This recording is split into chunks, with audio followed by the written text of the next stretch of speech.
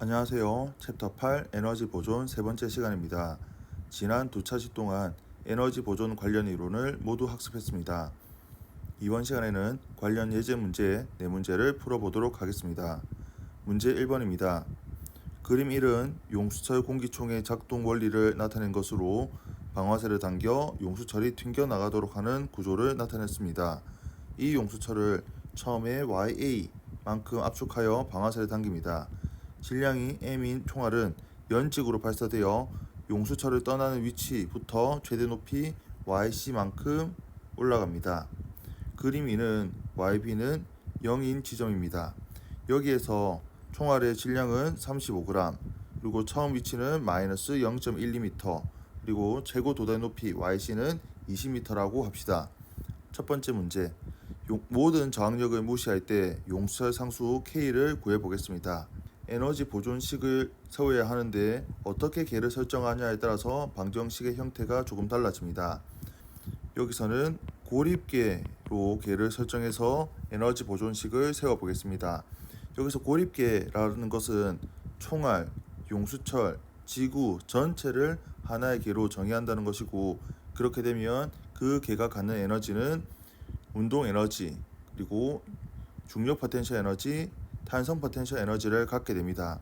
여기서는 고립 게임으로 에너지 보존식을 세우면 운동 에너지 변화량 더하기 중력 포텐셜 에너지 변화량 더하기 탄성 포텐셜 에너지의 변화량은 0이 됩니다. 그리고 총알이 지점 A와 지점 C에 있을 때를 처음과 나중으로 두면 운동 에너지는 나중도 0 빼기 처음도 0이 되고, 중력 포텐셜 에너지는 나중은 mg/yc이고 처음은 mg/ya가 됩니다. 그리고 탄성 포텐셜 에너지는 총알이 최고점에 있을 때는 용수철의 변형이 되어 있지 않으므로 나중은 0, 그리고 처음에는 압축되어 있는데 바로 2분의 1 kx 제곱만큼 압축되어 있다고 볼 수 있겠습니다. 그리고 우변은 0이 됩니다. 용수철 상수로 정리를 한번 바로 해보면 x제곱분의 2mg yc-ya가 되겠습니다. 질량 35g으로 주어져 있고 g 중력 가속도는 9.8m/s입니다. 그리고 yc는 20m, 그리고 ya는 마이너스 0.12m입니다. 그리고 이 x 같은 경우는 용수철의 변형된 길이이므로 여기서 변형된 길이 역시 이 x 역시 0.12m를 제곱해서 대입하면 됩니다. 그래서 이 숫자를 대입해서 계산기를 좀 이용하면 첫 번째 문제 답인 용수철 상수는 958Nm/m가 되겠습니다. 그럼 두 번째 문제를 보면 그림이 이와 같이 용수철의 평형 위치인 B를 지날 때 총알의 속력을 구하라고 했습니다. 두 번째 문제를 풀 때도 용수철과 총알, 지구 전체를 계로 정의해서 에너지에 대한 고립계로 한번 풀어보겠습니다. 그럼 마찬가지로 앞에 있는 문제와 같이 운동 에너지 변화량과 중력 포텐셜 에너지 변화량, 그리고 탄성 포텐셜 에너지 변화량 이 합이 0이 되는데, 지금 여기서는 문제에서 평형 위치 B를 지날 때 총알의 속력을 물어봤으므로 지점 A와 지점 B 사이의 에너지 보존식을 세우게 되면 운동 에너지는 B인 순간 운동 에너지를 2분의 1 mvb의 제곱이고 마이너스 처음은 초기 상태의 속도 0이었으니까 0이 되고, 중력 포텐셜 에너지는 지금 yp가 0인 지점을 우리가 지금 중력 포텐셜 에너지의 기준 면으로 두고 있으니까 나중은 0, 그리고 빼기 처음은 mgya이고, 탄성 포텐셜 에너지도 지금 용설이 평형 위치를 지났을 때는 그때는 탄성 포텐셜 에너지는 없고 마이너스 처음 탄성 포텐셜 에너지는 2분의 1 kx 제곱 꼴 0으로 세우면 됩니다.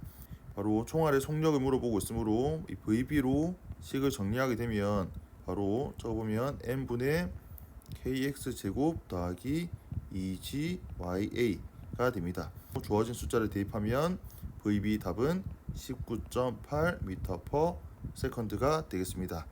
지금 이 문제는 에너지에 대한 고립계로 문제를 풀었는데 당연히 고립계로 풀어야만 문제를 풀 수 있는 건 아닙니다.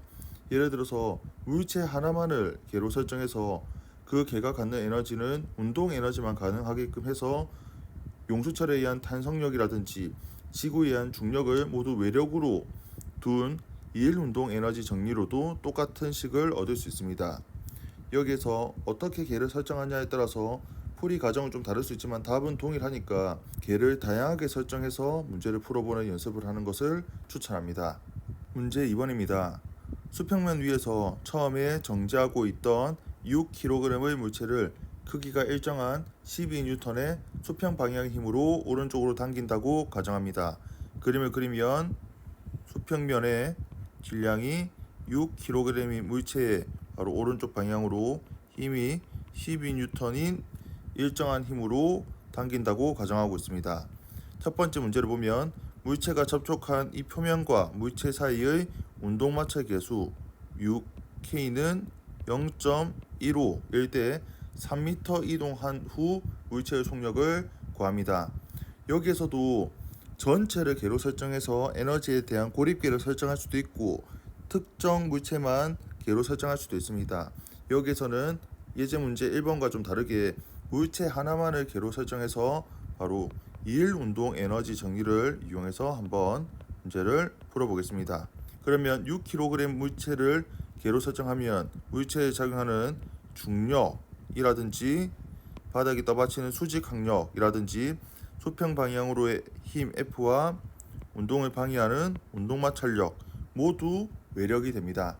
그럼 여기에서 네 가지 힘이 한 일을 계산해 볼 수 있는데 먼저 중력과 수직 항력 같은 경우는 한 일이 0입니다. 왜냐하면 힘의 방향과 변이 방향이 0이기 때문이죠. 그럼 R자 1이라고 하면 바로 오른쪽 방향으로의 12N이 한 일과 바로 마찰력이 한 일이 곧 이 물체에 작용한 바로 R자 1이 되고 그 R자 1만큼 이 물체는 운동 에너지가 변한다 라고 생각하면 되겠습니다. 외력 F가 한 일은 바로 힘 F 곱하기 델타 X 바로 변이가 됩니다. 더하기 마찰력이 한 일 같은 경우는 앞 이론에서 배웠지만 마이너스 FK 델타 X가 됩니다. 그리고 이꼴 델타 K인데 운동 에너지 우변은 운동 에너지가 나중 운동 에너지를 2분의 1 mVF의 제곱 그리고 처음에는 정지 상태에서 시작했으므로 마이너스 0을 대입하면 되겠습니다. 운동마찰력은 운동마찰 계수 곱하기 수직항력입니다. 그리고 여기서는 수평면이므로 수직항력과 물체의 중력의 크기가 같습니다. 그래서 운동마찰력은 운동마찰 계수 곱하기 바로 mg가 되겠습니다. 그러면 이 운동마찰력을 이 식에다가 대입을 하면 바로 2분의 1 mVF의 제곱은 F 델타 X 마이너스 6K mg 델타 X가 되겠습니다. 숫자를 대입해서 VF로 정리하게 되면 답은 약 1.8m/s가 되겠습니다. 힘 F가 수평면에 대하여 각도 세타를 이루면서 물체를 오른쪽으로 3m를 끈다고 가정합니다. 이때 물체의 최대 속력에 이르게 하는 힘의 각도를 한번 구해 보겠습니다. 여기서 그림을 잠깐 한번 그려보면 지금 물체가 수평면에서 운동하는 건 맞지만 물체에 작용하는 이 외력, 이 F가 수평이 아니라 바로 각도 세타를 이루면서 힘 F가 가해지고 있습니다. 여기에서도 지금 2일 운동 에너지 정리를 이용해서 한번 풀어볼 텐데 바로 이 F가 한 일은 바로 F 델타 X의 코사인 세타가 되겠습니다. 그리고 마찰력이 한 일 같은 경우는 마이너스 FK 델타 X가 되고 운동 에너지의 변화량은 앞에와 마찬가지로 2분의 1 m VF의 제곱 마이너스 0이 되겠습니다. 물체의 최대 속력이 이르게 하는 힘의 각도를 물어보고 있는데 물체에 작용하는 외력은 지금 왼쪽 방향으로의 운동마찰력도 있지만 아랫방향으로 중력과 윗방향으로 수직항력도 있습니다. 아까 앞에 문제에서는 운동마찰을 구할 때 이 수직항력이 바로 mg와 같았지만 여기서는 수직항력과 mg가 같지가 않습니다. 수직 방향으로는 R점이 0이 되어야 하므로 바로 F sin 세타 더하기 n이 바로 mg와 그 크기가 같아야 되기 때문이죠. 그래서 수직 항력으로 정리하면 mg-f sin 세타가 됩니다. 즉 운동 마찰력 같은 경우는 us의 수직 항력인데 수직 항력 자리 대신에 mg-f sin 세타를 대입해야 하겠습니다.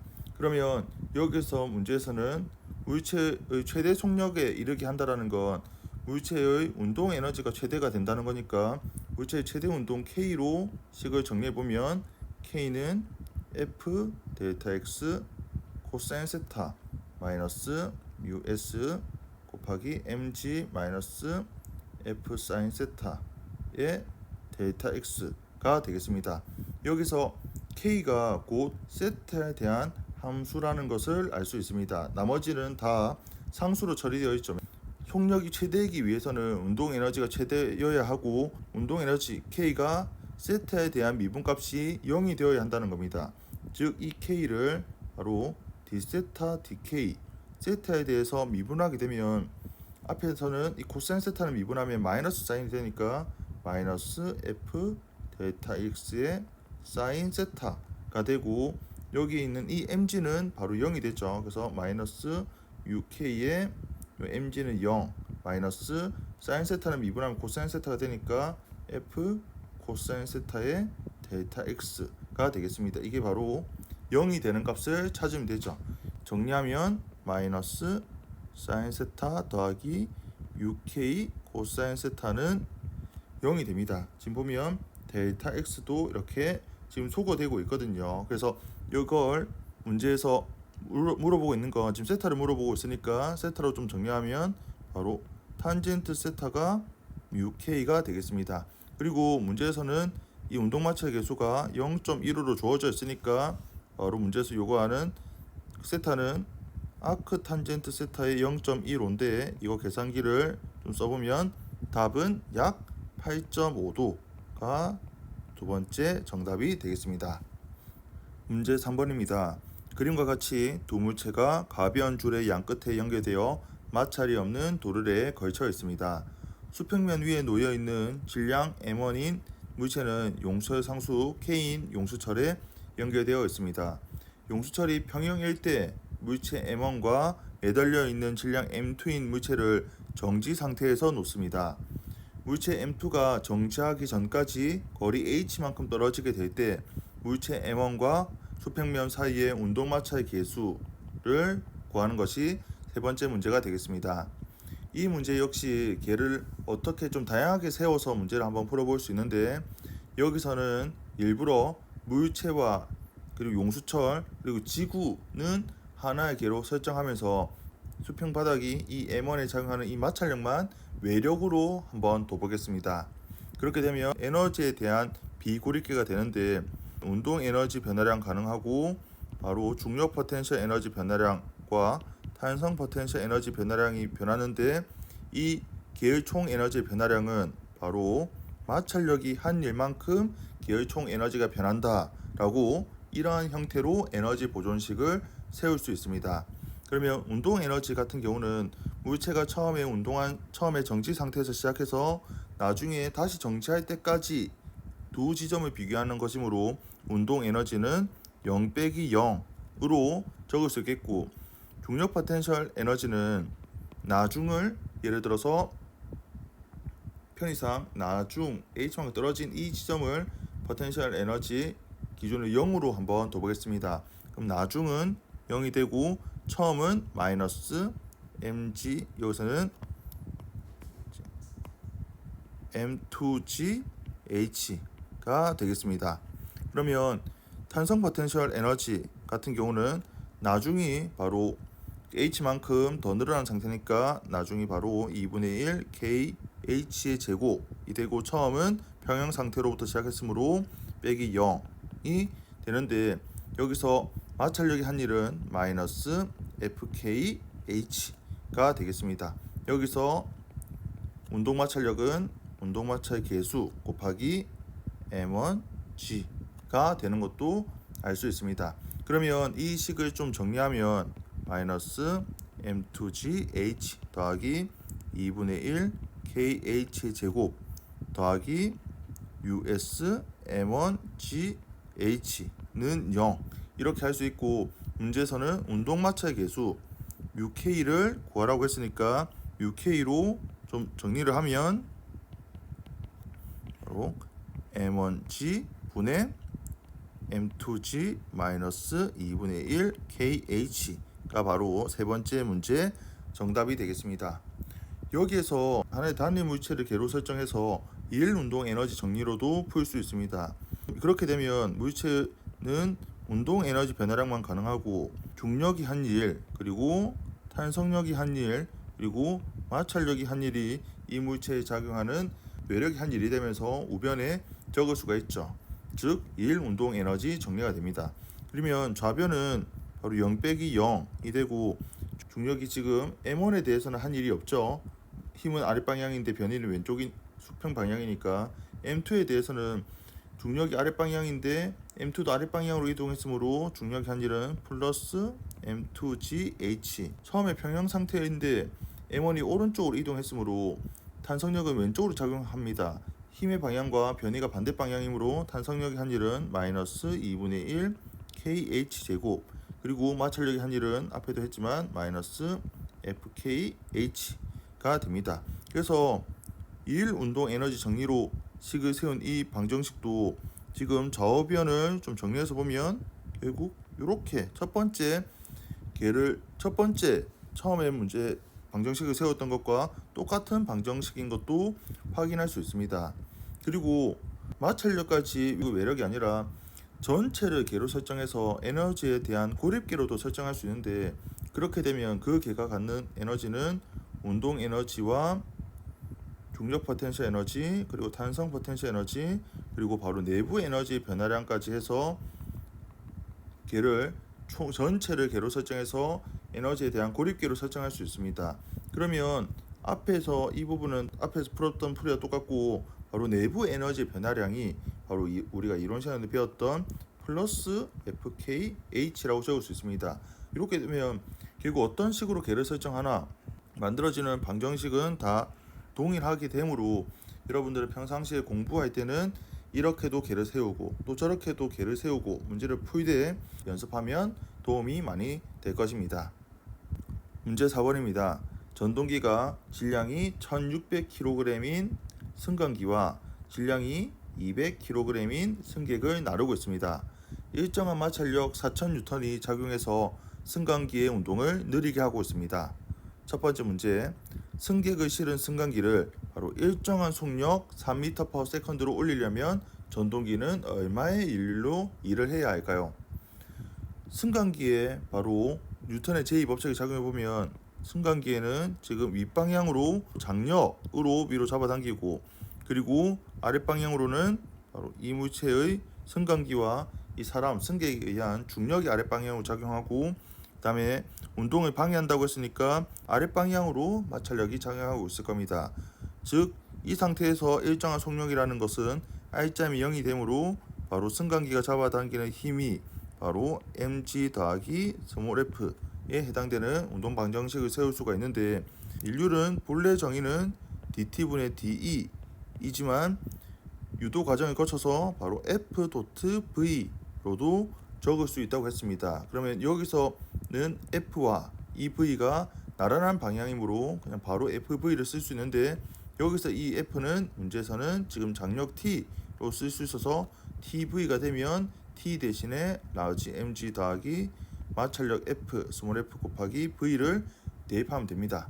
그러면 문제에서는 지금 질량이 승강기는 1600 그리고 승객은 200이니까 1800kg의 중력과 속도는 9.8 그리고 더하기 마찰력은 4000이고요. 여기에 속도가 3이라고 했으니까 3을 곱해주면 되는데, 이걸 계산기를 좀 이용해보면 그 답이 약 6.49 곱하기 10의 4승 와트가 바로 첫 번째 문제 정답이 되겠습니다. 그럼 두 번째로 보면 승강기를 1m/s 제곱의 가속도로 올리도록 설계가 되었다면 만약 승강기의 속력이 V인 순간 전동기의 인류를 물어보고 있습니다.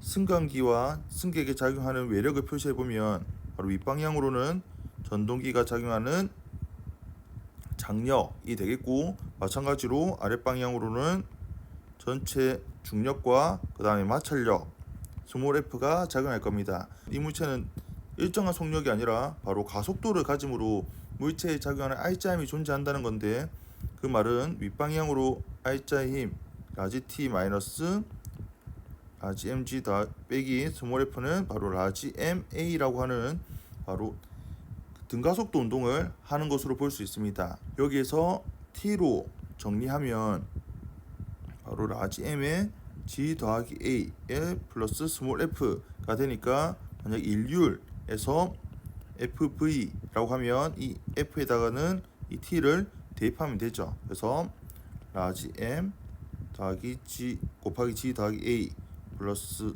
마찰력의 v를 곱하면 되겠습니다. 그리고 여기 라지 m, g, a, f는 모두 다 숫자가 다 대입되어 문제에서 주어져 있으니까 이걸 넣어보면 바로 2.34 곱하기 10의 4승이 되고, 여기에 속도 v를 곱하면 그 속도인 순간 바로 일률을 우리가 계산할 수 있습니다. 만약에 문제 1번과 동일한 속도가 3인 순간이라고 하면 이 v에 예를 들어서 3m/s인 순간을 한번 대입해 보면, 그때는 일률이 7.02 곱하기 10의 4승와트로 됩니다. 그래서 앞에 있는 답과 비교해 보면 등속도로 3m로 들어 올릴 때 필요한 전동기의 일률보다 가속도로 올릴 때 같은 속도인 순간 더 큰 일률이 필요하다는 것도 알 수 있습니다. 이를 생각해 보면 초당 더 많은 에너지를 가해줘야 이 전동기를 가속 운동시킬 수 있다라는 것도 직관적으로 이해할 수 있겠습니다. 이렇게 에너지 보존 단원의 대표 예제의 네 문제를 풀었습니다. 역학적 에너지 보존 법칙과 비보존력이 작용할 때의 에너지 변화를 다루는 문제는 어떻게 식으로 표현할 것인가를 명확하게 하면 그 어떤 변형된 문제도 해결할 수 있습니다. 이번 영상은 여기까지입니다. 다음 시간은 챕터 9 선 운동량과 충돌 단원으로 이어집니다. 감사합니다.